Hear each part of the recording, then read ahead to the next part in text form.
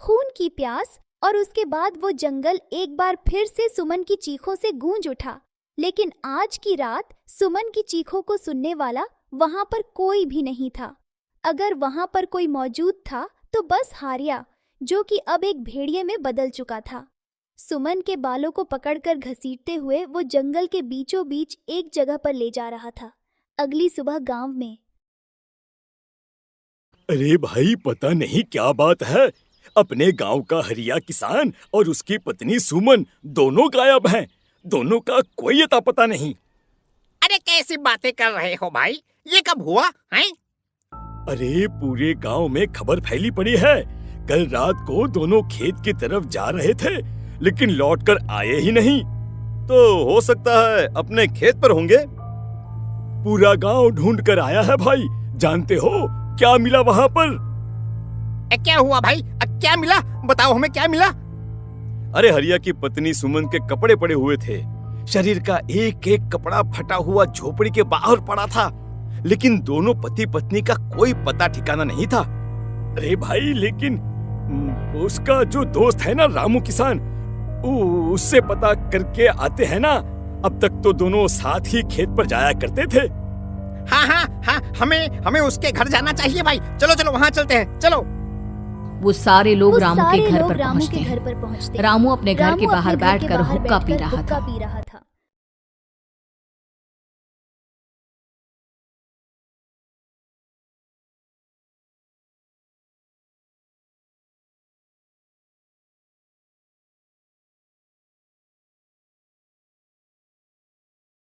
रामू ने अजीब सी नजरों से उन सब गांव वालों की तरफ देखा, जिसकी वजह से वो लोग एक बार के लिए डर गए। गायब है? अरे गायब नहीं है, मुक्ति मिल गई है। उन दोनों को मुक्ति मिली है। इस दुनिया में आकर हर इंसान पाप करता है और उसे उसके पापों के लिए मुक्ति मिलना बहुत जरूरी है। अरे ये कैसी बहकी बहकी बातें कर रहे हो भाई, हैं? और इसका चेहरा अजीब सा क्यों लग रहा है? लगता है दोस्त के मरने का गम बैठ गया है।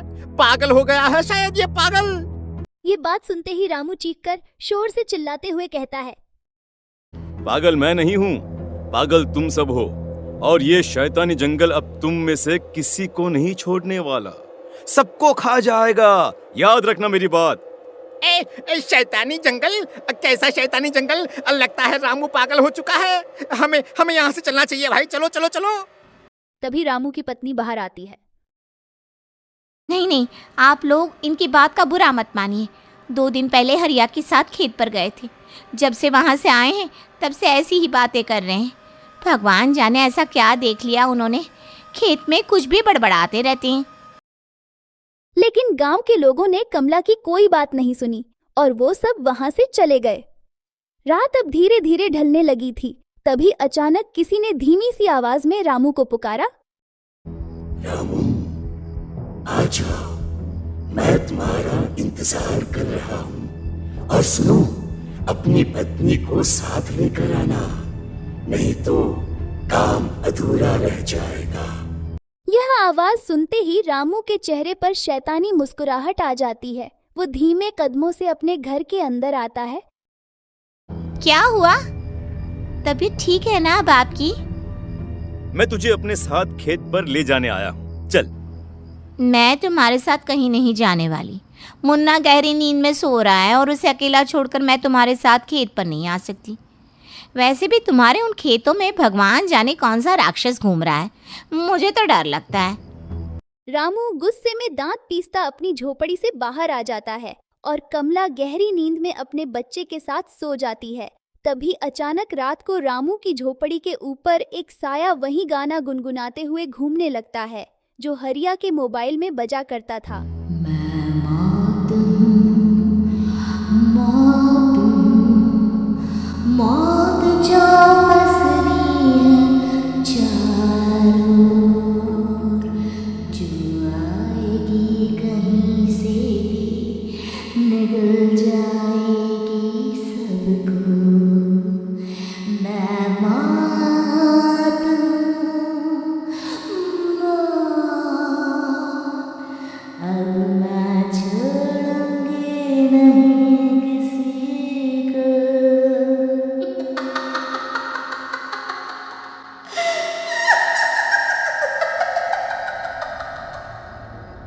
आवाज सुनकर रामू की पत्नी कमला की आंख खुलती है और वो देखती है कि उसका मुन्ना अपनी जगह से गायब था। कमला चीखते हुए बाहर दौड़कर आती है। वहां पर उसने देखा कि रामू ने अपने बच्चे को झोपड़ी के बाहर एक पेड़ से उल्टा लटकाया हुआ था और उसका बच्चा चीख चीख कर रो रहा था। वहीं दूसरी तरफ एक साया बच्चे के ठीक नीचे आग। छोड़ दो मेरे बच्चे को। अरे क्या कर रहे हो तुम? शर्म नहीं आती तुम्हें? अपने ही बच्चे को इस तरह मौत के हवाले करते हुए। अपना बच्चा? किसने कहा ये मेरा बच्चा है?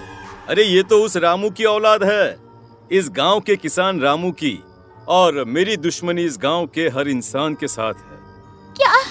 कैसी बात कर रहे हो तुम? और ये औरत कौन है? ये मेरे बच्चे को खा जाएगी। तभी अचानक से उस सैनिक बेहद खतरनाक दिखने वाली औरत का रूप ले लिया और उसकी आंखों से आग निकल रही थी। सही पहचाना तूने। मैं तेरे बच्चे को खा जाऊंगी। अगर तू अपनी इस हैवान पति रामू के साथ जंगल नहीं आई तो मैं तेरे बच्चे को खा जाऊंगी। लेकिन क्यों? आखिर क्या चाहती हो तुम मुझसे? मुझे जंगल क्यों ले जाना चाहती हो? औरत बुरी तरह से ठहाके मार मार कर जोर जोर से हंसने लगी और साथ ही ये तो तुझे वहाँ चलने के बाद ही पता चलेगा ना। अगर तू नहीं आई तो थोड़ी देर में तेरा ये बच्चा आग में जलकर मर जाएगा। चल जल्दी। नहीं, मेरे बच्चे को छोड़ दो। तुम जहाँ कहोगे मैं तुम्हारे साथ चलने के लिए तैयार हूँ। और उसके बाद उस बच्चे को झोपड़ी में लिटाकर आगे आगे वो साया चल रहा था और उसके पीछे पीछे रहूं अपने पति के बाल पकड़कर उसे घसीटते हुए जंगल की तरफ ले गई। जंगल में जाने के बाद खूबसूरत हो तुम। आज की रात बस तुम और मैं एक दूसरे के साथ रहेंगे। मुझे तुमसे बहुत डर लग रहा है। तुम्हें क्या हो गया है? तुम तो बिल्कुल ठीक थे। वो होगा जो हमारे बीच होना चाहिए। तो आओ अपने आप को मेरे हवाले कर दो। कमला ने डर की वजह से अपनी दोनों आंखें कसकर बंद कर ली थीं। रामू ने बुरी तरह से चीखकर कमला से कहा, आंखें खोलो अपनी और मेरी तरफ देखो। कमला ने जैसे ही अपनी आंखें खोली उसने देखा कि रामू एक खतरनाक खूंखार जानवर में बदल चुका था। कौन हो तुम? जाने दो मुझे। क्या चाहते हो मुझसे? वही जो एक आदमी एक औरत से चाहता है। मैं तुम्हारा पति रामू नहीं बल्कि इस जंगल का एक भेड़िया हूँ और आज की रात तुम्हारे खून से अपनी प्यास बुझा जाऊं। और उसके बाद वो जंगल कमला के दर्दनाक चीखों से गूंज उठा। अगले सुबह कमला के कपड़े भी जंगल में उसी तरह पाए गए जैसे कि सुमन के पाए गए थे। इस घटना के बाद पूरे गांव में दहशत का माहौल था। अपने माँ बाप की मौत और गांव में हो रहे इस तरह की घटनाओं की खबर सुनकर किशन शहर से गांव लौट आया था। अपने माँ बाप की बेदर्द मौत की वजह से वो बहुत परेशान था। तभी अचानक उसे अपने घर में खाट के नीचे पड़ा हुआ वो मोबाइल फोन मिला जो उसने अपने पापा हरिया को गिफ्ट किया था। कितने प्यार से पापा के लिए मोबाइल फोन लेकर आया था। इसे एक दिन भी काम में नहीं ले पाए। और आखिर कौन है जो गांव में इस तरह की हत्याएं कर रहा है? क्या है इन सब के पीछे? क्या है? मुझे पता करना ही होगा, वरना एक दिन पूरा का पूरा गांव खाली हो जाएगा। इस गांव में एक भी जिंदा इंसान नहीं बचेगा। गांव के लोगों की मदद करने के इरादे से कृष्ण अपने गांव से दूर एक दूसरे गांव में बहुत बड़े तांत्रिक के पास मिलने के लिए गया। तांत्रिक बाबा, अब आप ही कुछ उपाय बता सकते हैं। भगवान जाने हमारे गांव को किसकी नजर लग गई है। नजर नहीं लगी है, किसी ने तुम्हारे गांव को बद्दुआ दी है। किसी सताई हुई आत्मा का प्रकोप है और अब वो पूरे गांव में किसी को नहीं छोड़ेगी जब तक उसकी आत्मा को शांति नहीं मिल जाती। अरे लेकिन ऐसा कौन है बाबा? किसकी आत्मा है और कैसे मिलेगी उसे शांति? मौत है, मौत कहीं से भी आएगी और सबको निगल जाएगी। इससे बचने का सिर्फ एक ही उपाय है, लेकिन उस उपाय को करना आसान नहीं होगा। जो भी उस उपाय को करने की कोशिश करेगा उसकी जान जा सकती है। भले ही मेरी जान चली जाए, लेकिन मैं अपने गांव के लोगों की जान बचाने की पूरी कोशिश करूंगा बाबा। तो ठीक है फिर, अगली अमावस की रात जैसा मैं कहता हूँ वैसा ही करना। अमावस की रात तांत्रिक के बताए अनुसार किशन अपने साथ केरोसिन लेकर जंगल की तरफ चल पड़ा। उसके हाथ में देवी के मंदिर का सिंदूर भी था। किशन जंगल के बीचों बीच पहुंचा। ये देखकर उसकी आंखें फटी की फटी रह गईं। वहां एक उबलते पानी का तालाब था और कई लोगों की लाश लटक रही थी। किशन के माँ बाप की लाश भी वहीं थी। माँ, बापू, क्या हो गया? ये क्या हो गया? तभी वहां पर एक औरत और आदमी आते हैं। उन्हें देखकर किशन चौंक जाता है। गोपाल काका, आपकी तो 5 साल पहले मौत हो गई थी। और निर्मला काकी, आप? हाँ, मौत तो हो गई थी, लेकिन तुम ये नहीं जानते कि हमारी मौत कैसे हुई थी। क्या कहना चाहते हैं आप? कुछ नहीं, बस ये जान लो कि अब इस गांव में कोई जिंदा नहीं बचेगा। लेकिन क्यों काकी? क्योंकि 5 साल पहले इन गांव वालों ने मुझे डायन बताकर पत्थर मार मार के मार डाला।